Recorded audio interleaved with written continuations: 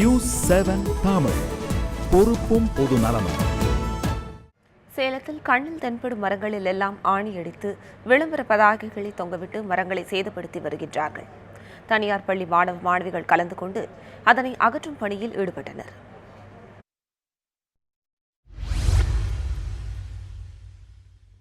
உயிரினங்களை சுவாசிக்க ஆக்சிஜனை வழங்கும் மரங்களை வெட்டி சாய்க்கிறோம்.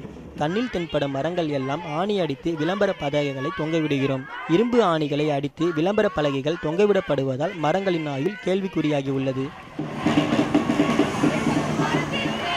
மரங்களில் தொங்கவிடப்பட்ட விளம்பர பலகைகளை அகற்றும் பணியில் சேலத்தில் உள்ள தனியார் பள்ளியை சேர்ந்த 100க்கும் மேற்பட்ட மாணவ மாணவிகள் பேரணியாக சென்று அகற்றினர்.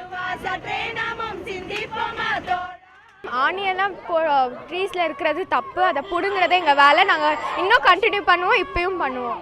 எங்கள் முடிஞ்ச அளவுக்கு நாங்கள் எல்லாமே ட்ரை பண்ணுவோம்.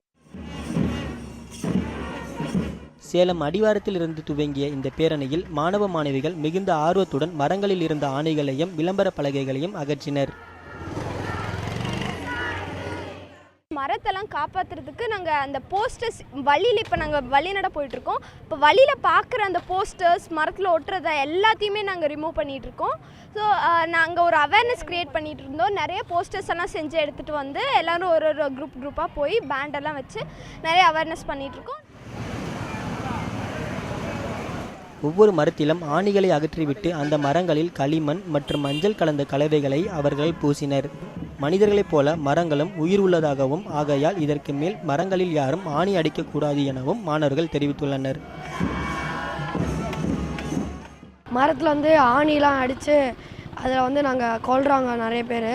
அதை தடுக்கிறதுக்காக இருக்கிற ஆணியெல்லாம் பிடுங்கிட்டு அதுக்கு லைட்டாக மருந்து அப்ளை பண்ணிட்டு எல்லோரும் வந்துகிட்ருக்கோம். நாங்கள் ஒரு 5 கிலோமீட்டர் நடந்து வந்துகிட்ருக்கோம். எல்லாருக்கிட்டையும் இது பாடிக்கிட்டே வரதுனால எல்லாருக்கும் தெரியும்னு நினைக்கிறோம். இந்த பேரணியானது சுமார் 5 கிலோமீட்டர் வரை சென்று கோரிமேடு பகுதியில் நிறைவு பெற்றது. மழை பெய்வதற்கு காரணமான மரங்களை நம்முடைய உயிரைப் போல கருத வேண்டும். சேலம் மாநகரம் முழுவதும் சாலையோரங்களில் இருக்கிற இந்த மரங்களை அரசு அதிகாரிகள் பராமரிக்க தவறிட்டாங்க. இந்த தனியார் பள்ளி மாணவர்களுடைய இத்தகைய செயல் பொதுமக்களிடையே வரவேற்பையும் பாராட்டையும் பெற்றிருக்கு. ரியாஸ், நியூஸ் 7 தமிழ், சேலம்.